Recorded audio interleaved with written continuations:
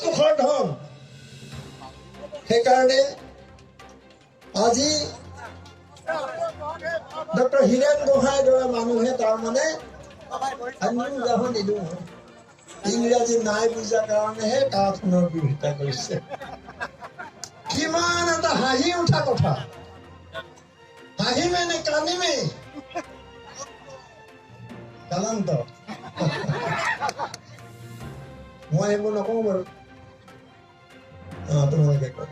এতিয়া কথা হ'ল, মই ৰাইজক কৈছো, অন্য সভাতো কৈছো যে যদি এইখন আইন সমৰ্থন কৰিব লাগে ইংৰাজী বুজি, তেতিয়াহ'লে ইংৰাজী নুবুজাই ভাল, আৰু ইংৰাজী আমি নিশিকো, আমি নুবুজো।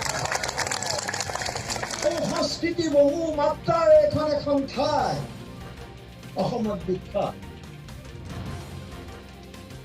শংকৰ আজানৰ আদৰ্শ মানি ইয়াত মানুহ বহু যুগ যুগ ধৰি একেলগে বাস কৰিছে। আমি একেলগে জীয়াই আছো। আৰু ভূপেন হাজৰিকাই কৈছে যে আমি এনেদৰে থাকিলো, আমি এনেদৰে আছিলো। কিন্তু আজি আমাৰ মাজত সন্দেহ বিশ্বাসৰ এই বীজ কোনে সুমুৱাই দিছে?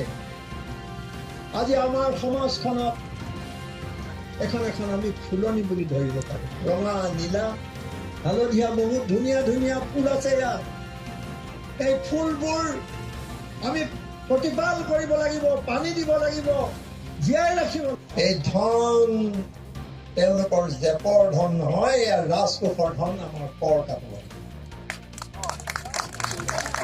গতিকে আপোনালোকক কৈছো, লৈ লওক, আমাৰ অধিকাৰ, লৈ লওক যিমান পাৰে যদি দিয়ে। মোৰতো সুখৰ ধন।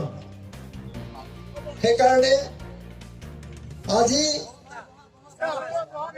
ডক্টৰ হীৰেণ গোহাঁইৰ দৰে মানুহে তাৰমানে উদাহৰণ নিদিওঁ ইংৰাজী নাই বুজাৰ কাৰণেহে কাঠখনৰ বিৰোধিতা কৰিছে।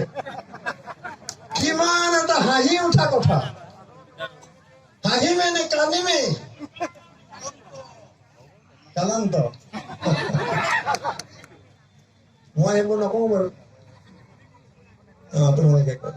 এতিয়া কথা হ'ল, মই ৰাইজক কৈছো, অন্য সভাতো কৈছো যে যদি এইখন আইন সমৰ্থন কৰিব লাগে ইংৰাজী বুজি, তেতিয়াহ'লে ইংৰাজী নুবুজাই ভাল, আৰু ইংৰাজী আমি নিশিকো, আমি নুবুজো।